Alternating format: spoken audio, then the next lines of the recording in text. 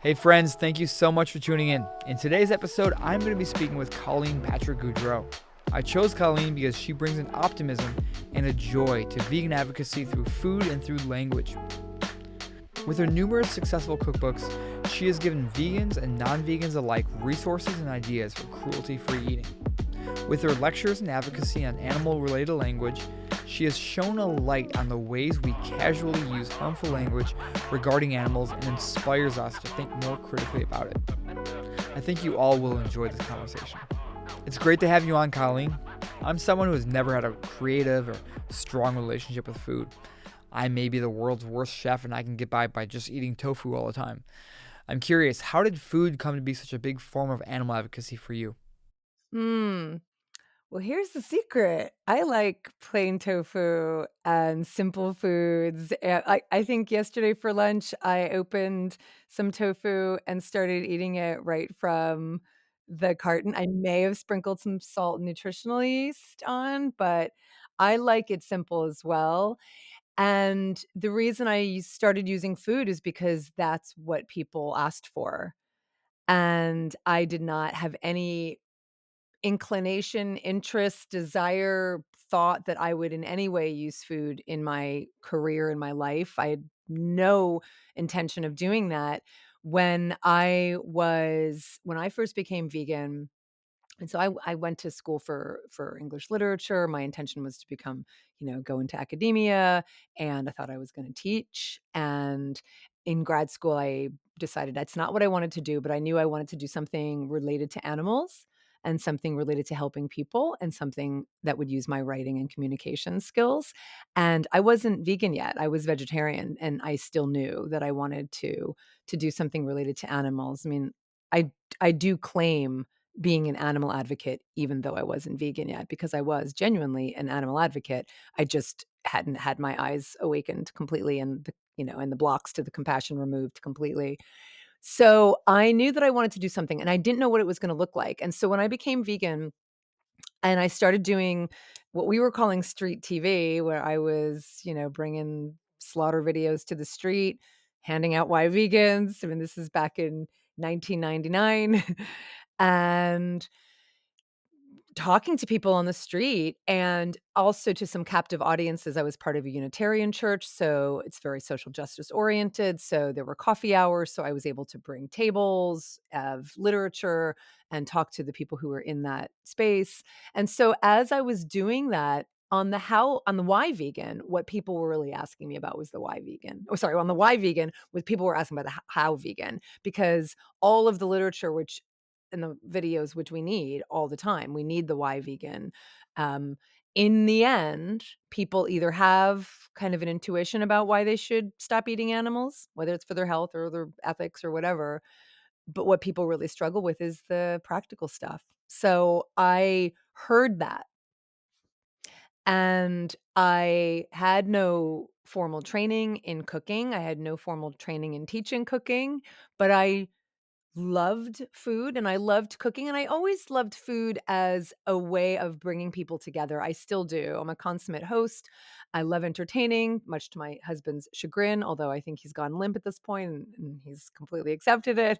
But I love using food to bring people together.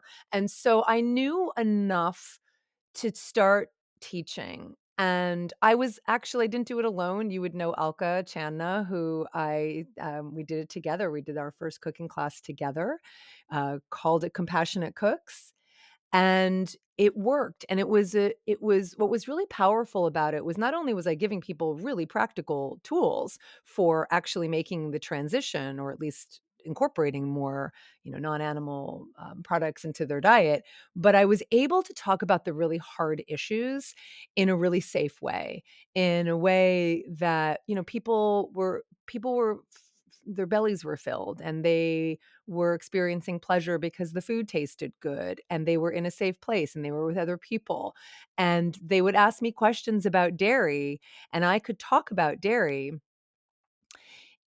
in a way that was part of, why I'm using soy milk and not dairy. And then go back out of it and say, "Okay, and now stir the pot." right?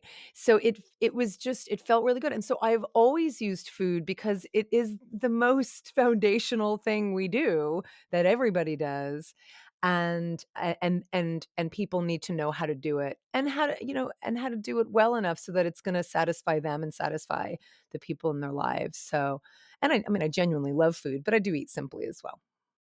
Well, I'm happy that one of us is doing so amazingly well in the way of veganism and vegan cooking. I primarily concentrate on understanding the why of veganism, yet I really do appreciate the significance of the how as well. It's wonderful to see you emphasizing that aspect here. Your passion for food not only shines through, but also resonates with your love for language. Your TEDx etymology talk is so good, and I've seen you get discuss this in the past.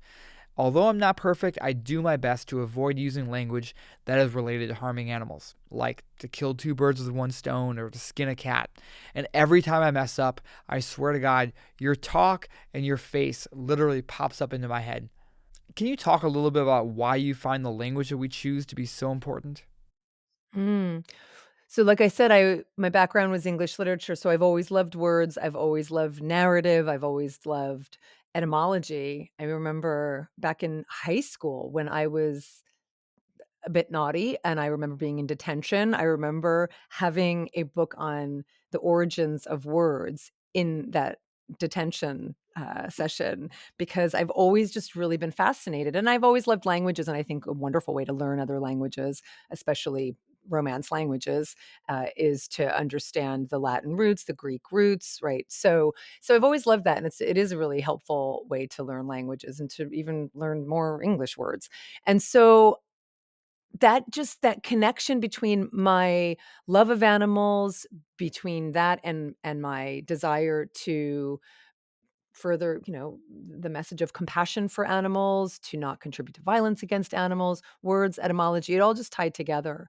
And so I started thinking about the impact that our words have on our relationship with and our perception of other animals. And even saying other animals is a way to make that point because we are also animals. And one of the problems with I think everything in terms of how animals suffer uh, is that we think we're superior to them and we can do to them anything we want because we're so different from them. And in the end, we're not. We're all animals. We all share the same physiological drives. We all share the same desires. We all share the same desire to live.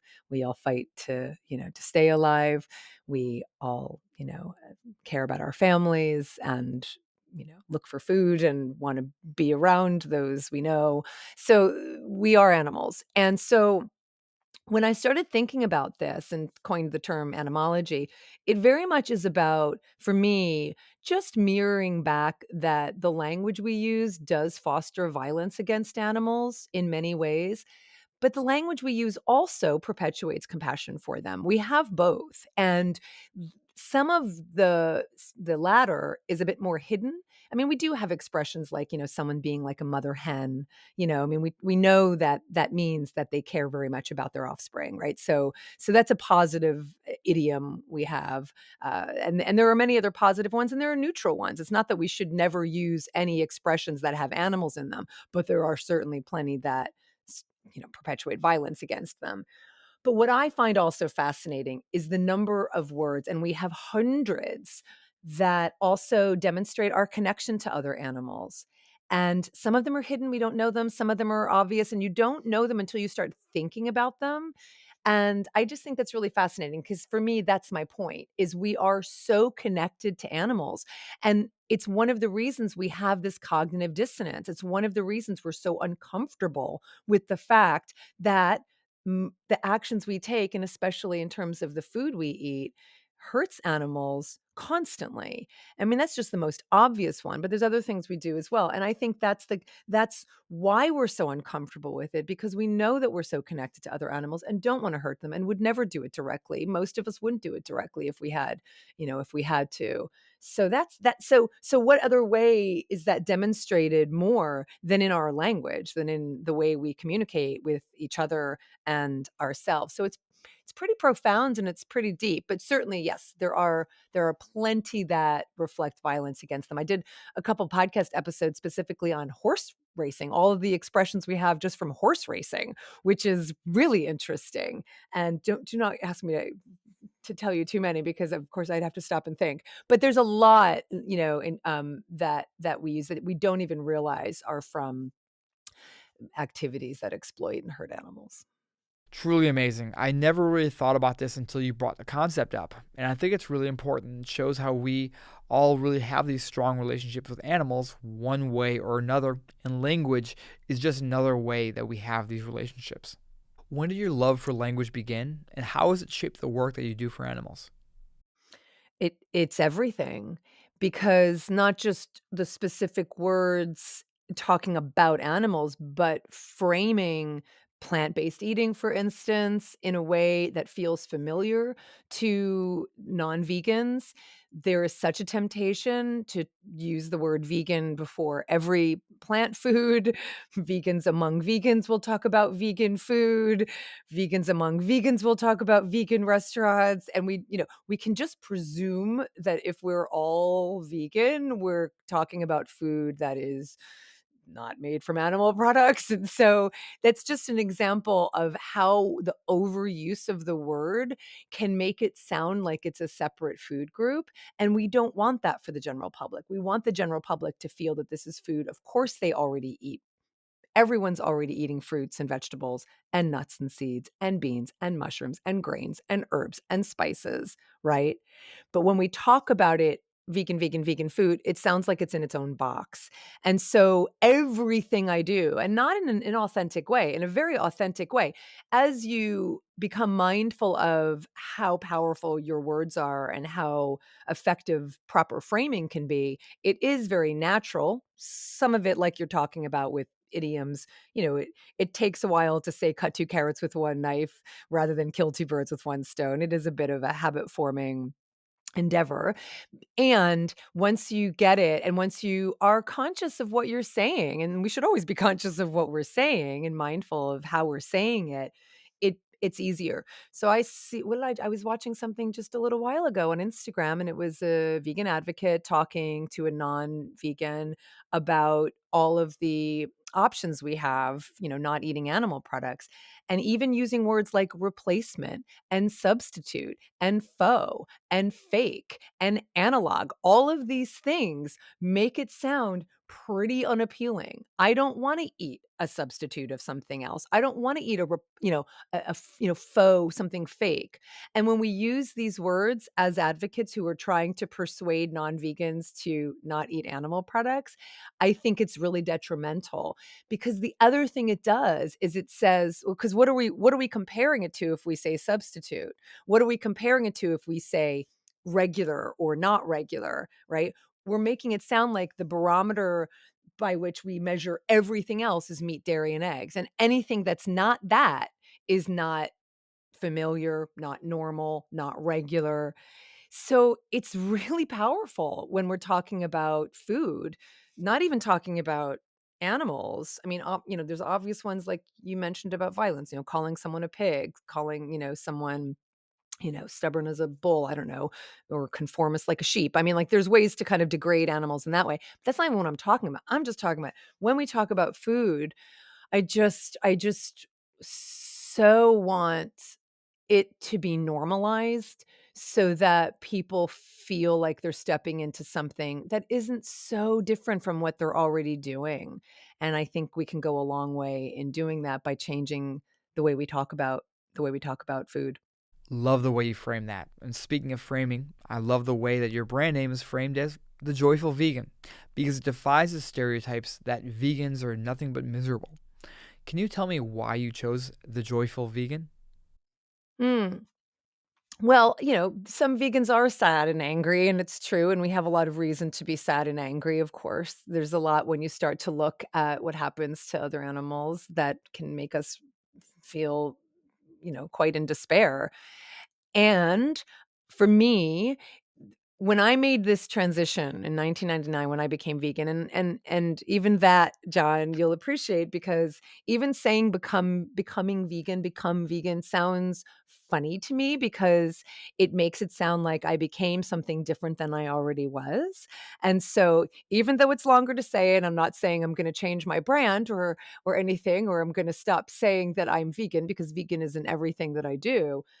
But I often say that I didn't become vegan as much as I removed the blocks to the compassion that was already inside of me. I didn't become something different. I was compassionate before I was vegan, but there were blocks around it. There were conditions around it. And I think that's the case for all of us. I think when we're children, our compassion is pretty raw, it's pretty open, it's pretty right there, and everyone supports it when we're children. But then what starts to happen, because we're trying to reconcile this cognitive dissonance as we're eating animals but still loving them, we start to kind of we kind of put walls up around that compassion. And that, I think, is the thing that compels us to say when we're adults, "Don't show me what happens to the animals, I don't wanna know," because we know that it could completely topple everything that we've done to protect ourselves from that discomfort. And which in one way, being a joyful vegan, being an optimistic person and always looking toward the hope, I actually see that as a positive sign when people say, "Don't tell me, I don't wanna know," because they are that close to to falling over on the other side of the fence, and they know it, and they don't want to, because they're afraid of what that might mean, and they're afraid of change, and they're afraid of what it looks like, they're afraid of the unknown, all of that. So, having said that, when I removed the blocks to the compassion that was already inside of me, I mean, what better way is there to live than to live in your fullness of your compassion, in the fullness of who you are? And it really was a liberation for me. I felt so relieved that I didn't have to make excuses anymore, because I was the vegetarian who said I ate free range and I ate organic this and free range that, right? And because because I cared about animals and didn't want to see myself as someone who was hurting them. And so when I removed those blocks and I really my eyes were wide open, it was such a relief, and it feels so good. And it has felt so good since then. And that was 25 years ago, and it's never stopped feeling good. So what better way to manifest that than to, you know, I mean, that's who I am. I am joyful. I am grateful. I am so happy that I am able to manifest my values in my behavior. And so as I was building this thing, this career, this brand, whatever you want to call it, now we really call it brands. Compassionate Cooks was the beginning, and it's still my LLC. It's still the name, because that was the original name I gave it. And compassion is the foundation of all I do. And Joyful Vegan just made sense, and it's authentic for me, and it's not that I don't get angry. I think it's something I spend a lot of time clarifying as well. Just because you're joyful doesn't mean you're not angry sometimes. That's not what it means. It just means that I orient to a place of hope and joy, and while I look at what goes wrong in this world, of course I do, I don't stare at it, and the first thing I do is look to where I can be part of the solution, and again, that gives me a lot of joy and a lot of agency. Um, again, living as compassionately as possible. I just don't know anything better than that. Really is amazing when you remove the blocks to compassion. You see life differently and are open to new ideas.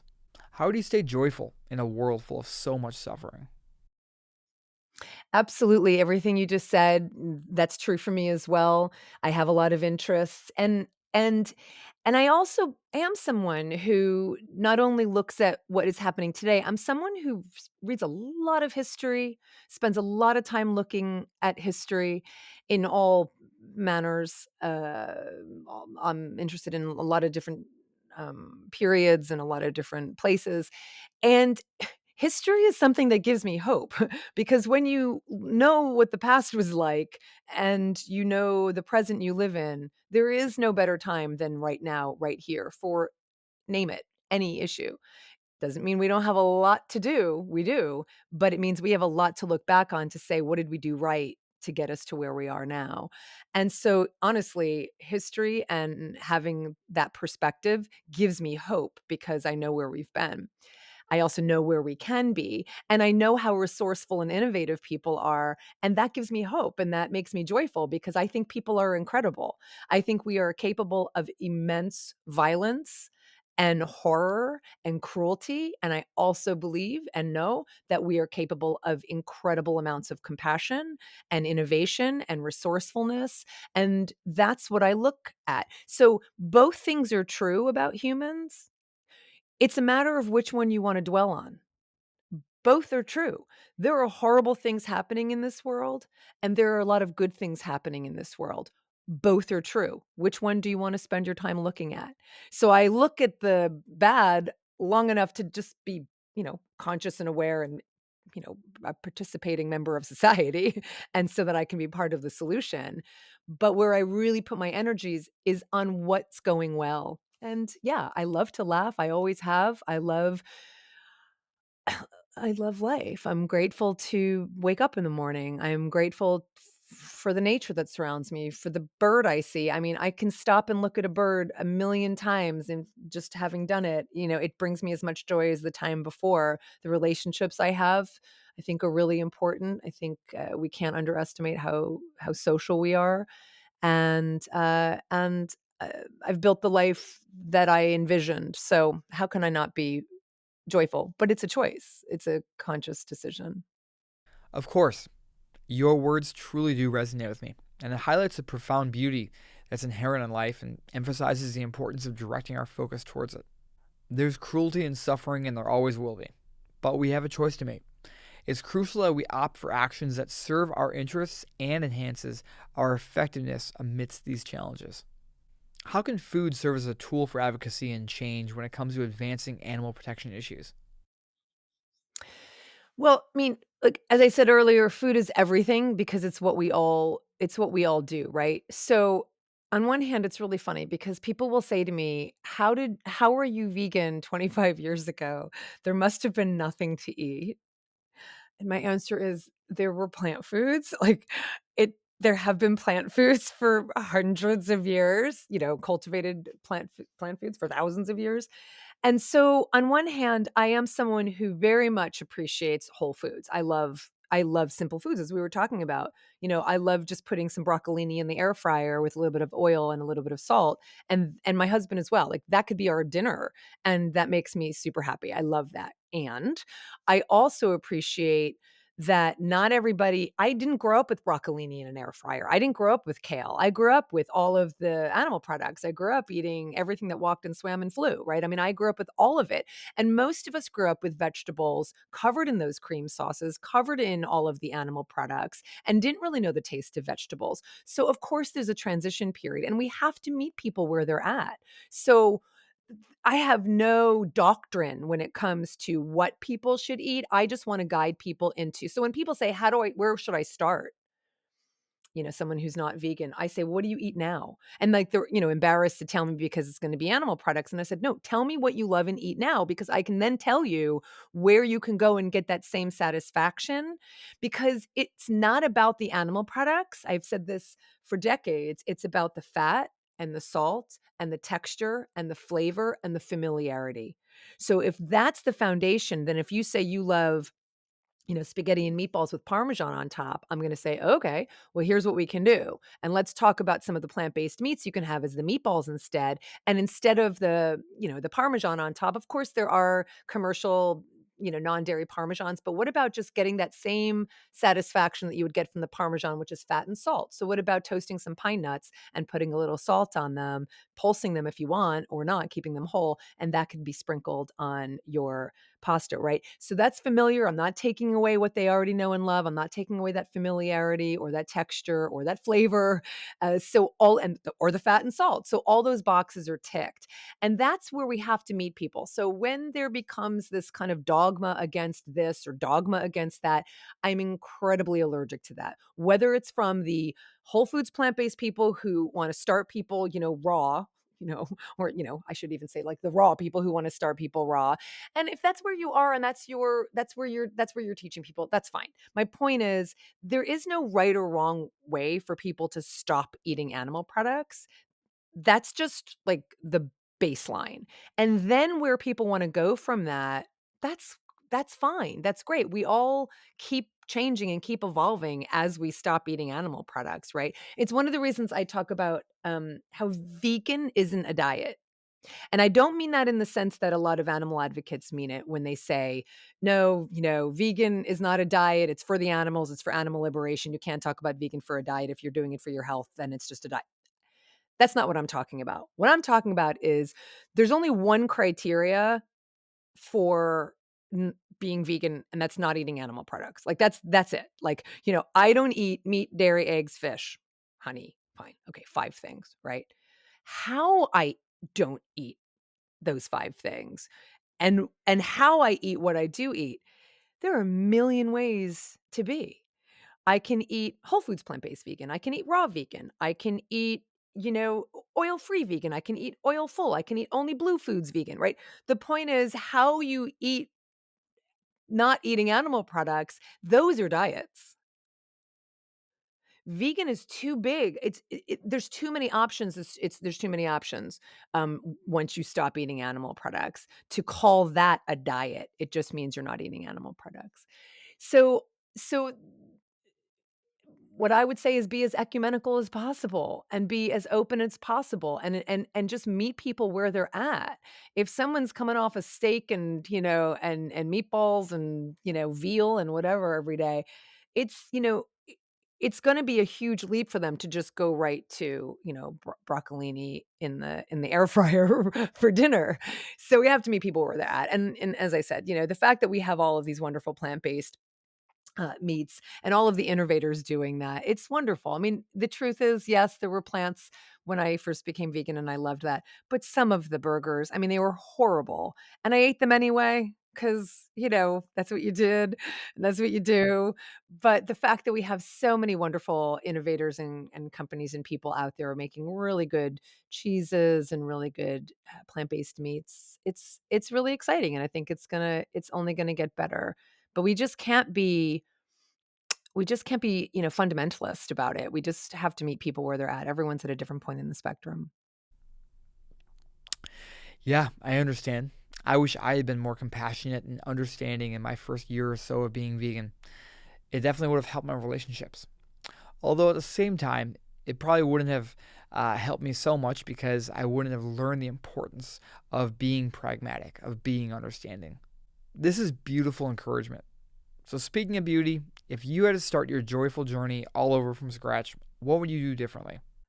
I am one to say that all we get in life is lessons and gifts. And so when I look back on the things I did wrong, they taught me how to do things better. So I'd hate to say that I regret certain things. And I could have been more eloquent. I could have been more compassionate because I went through the same phase that everybody else goes through, which is being very impatient with people around me who didn't understand because they weren't looking at the same things I was looking at. What I was seeing, the animal suffering that I was seeing if someone was drinking a milkshake or, in front of me, or, made me an animal meal like my mother did because she just thought I would eat it because she made it and didn't take it seriously that I was, vegetarian at the time. And so, I can look back on those times and think, yeah, I may have been a bit uh, bit grumpy, when I was first starting it, but I think it's part of the process. I think it's really part of that transition when you kind of when you're it's like a a teenager who's kind of for the first time feeling out their own autonomy and not understanding why the world is like what it is and why can't everybody see the world the way you do, right? I mean, there is a bit of that happening when you first become vegan because your eyes are open and you want everybody else's eyes to open. So I'd like to say, yeah, I could have done that better, but that's just part of the journey. Um Otherwise, I mean, I jumped in pretty quickly. I'm pretty proud of that. I mean, as soon as I became vegan, I mean, I just went full force and I loved those early days. I think back of those early days with so much fondness and all the ways I was able to take this ethic of compassion and touch every part of my life and all of the people in it whether going into animal sanctuaries and bringing people to animal sanctuaries, whether teaching the cooking classes, or, when I was part of this Unitarian church, I led a service that was all centered around animals and our compassion for them.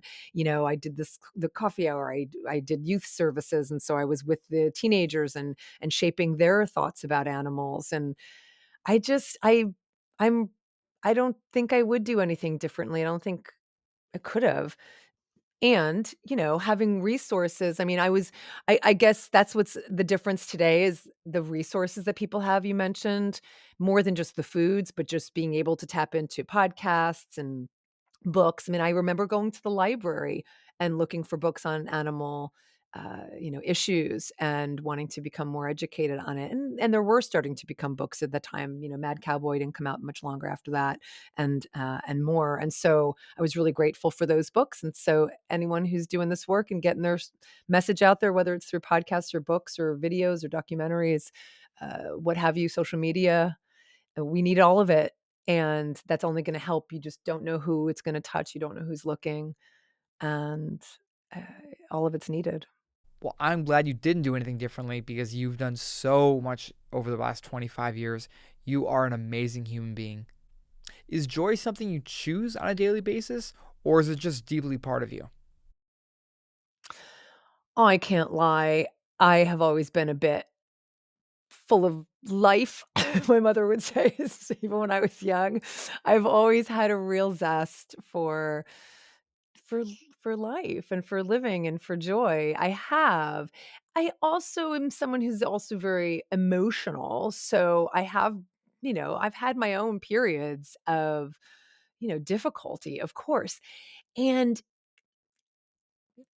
it has been part of my personality, I think, to not wanna stay there. So, it's not that I don't feel sadness or anger or despair, all the same things that everyone else does. Of course I do. And no one likes the feeling. I don't wanna dwell there. No one likes to dwell there, but I kind of do what I have to do pretty quickly to get out of it. So I've always been someone who has been very resourceful in that way. If I felt, I remember periods in my life when I felt a great amount of suffering, and it was almost like in this desperation that I would look for what would take me out of it to feel better. I mean, obviously there's things we do that could be very, very detrimental, drugs and alcohol, and I've had my share of, self-destructive periods in my life.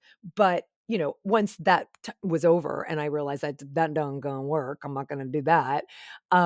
What I really do seek out is getting on the other side of whatever that suffering is through sources that are gonna help me, and I just kind of seek them out and do that, whether it's people or books or, you know, teachings, whatever it is. So, I have to be honest, I do think part of it is in my nature, and I continue to cultivate it. Just like anything that's part of our nature. I mean, I talk about this with compassion. Compassion's part of our nature, but we have to cultivate it in order for it to be pretty top of mind, right? And to lead with compassion. Cruelty could be part of your nature, and you have to cultivate that, right? So whatever is part of our nature, uh, d- still has to be honed and cultivated. So I say that because I know people could easily write off my message of hope and optimism by saying, "Well, that's just how she's built. I'm not like that." But I would say, "No, that's not true. I do cultivate this joy and I do cultivate this compassion, even though I kinda have a baseline toward joy." You travel a lot, so I'm curious to know why traveling the world as a vegan is something that's important to you. Hmm. Yeah, so it's another example of something that I always loved that I incorporated into my work. So when I left grad school, knew I was moving to California, didn't know what I was going to be doing. I worked as an editor for a travel publication for a year, and was so thrilled to do that because I hadn't traveled prior to that. I was, pretty. We did a lot of domestic travel when I was young, kind of up and down the eastern seaboard, but nothing international. And so it was then that I started really honing that love of other places and starting to travel. So as I was doing my podcast over the years and I would be traveling, I would always do podcast episodes on the places I went.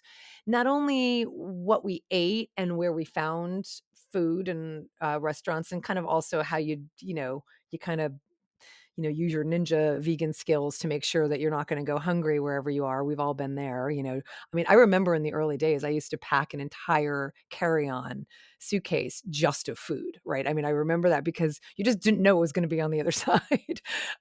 It's not like that anymore. And I'm also not so worried I'm not going to eat. There's always something. But I always did that in the podcast episodes, and whether it was domestic or international travel. And so being able to incorporate travel as part of my work, doing these trips, I host these trips around the world. What's so meaningful for me is not only do I get to share these places with other people, it also, I mean, basically the model we've built is based on the premise that no vegan should just get good enough when they're paying for a trip, and especially all-inclusive trips, that people will go on all-inclusive trips with non-vegan companies, and they can still do that, and that's great, and get good enough. You'll get food. You're gonna get food that's good enough. But to be able to create these experiences for our travelers and give them the best of the best food wherever we go, and that food is regional, and that food is usually seasonal, and there's meaning behind it. And to be able to give people these experiences to demonstrate that there is no deprivation in living compassionately, that it is about abundance, that it is about joy, that why would we do this? Why would we sometimes suffer? Why would we, sometimes go hungry or have the good enough meal unless being this way felt so good? It does feel good. And there's no reason that shouldn't be reflected in all aspect of our lives, not just when we're home, but when we travel. And so that's what I love about doing these trips. And I mean, I still obviously provide information and inspiration on my podcast and elsewhere for people who don't come on my trips, to show that you can find this. It's about what do you look for? And the other thing I will say about why I love to travel and talk about travel is because, again, it ties in this idea of history, and it ties in our relationship with other animals. So every culture has a foundation of plant foods. Every culture's foundation of food is plant foods. And so to talk about the foods that are native to the places we go, and to demonstrate that, again, this isn't some imposition of some Western whatever onto other places, and like they don't understand vegan. Well, they might not understand the concept of veganism, but they're eating plants already in their cuisine. This isn't so foreign. This isn't so unfamiliar. So it's also to demonstrate that this idea of veganism, and that's why that word can be problematic, is deeper than the way we think about it, I think, today. I think what's deeper is that we've always eaten plant foods, and that we've always cared about animals. And so that's another aspect of the trips, obviously, is that we don't participate in anything that would exploit, of course, or hurt animals, but we also make a point to kind of protect our travelers. When we are eating in non-vegan restaurants or a hotel, we have our own separate area. We just want to give our travelers kind of the feeling that they don't have to think about anything for the week or 10 days they're with us. They don't have to be exposed to anything. When we were in Vietnam, we kind of made sure when we walked through the city, we weren't walking through the live animal market, right? Just giving people a little bit of a break from their day-to-day awareness of animal suffering, and just kind of give them some joy and abundance. So, long answer. That's why I love to do this. That's wonderful to hear. Can you share a few tips for animal advocates to use for those who are interested in encouraging other people to go vegan? Well, I always encourage people to become ambassadors of compassion themselves, and they can do that, become joyful vegans themselves, just by, they can find me wherever, and, take a listen to the podcast. I'm in my 18th year of my podcast, Food for Thought. I'm not stopping anytime soon. And my 8th book is coming out. So I really hope vegans and non-vegans look for that. It's called A Year of Compassion. And just stay in touch, just stay close, and stay compassionate. Thank you so much, Colleen. It's been great having you on. Thanks, John. Thank you. Colleen's work is a testament to the importance of food and language in our advocacy. Our conversation was enlightening, and given the value of teaching people the how of veganism, her work is vital, and I loved hearing how she uses food and language as a tool for activism. Thank you for joining me today. I hope you enjoyed this episode. If you feel like this conversation was meaningful, please share it with your friends and family. Also, please like, share, and subscribe to listen to upcoming episodes.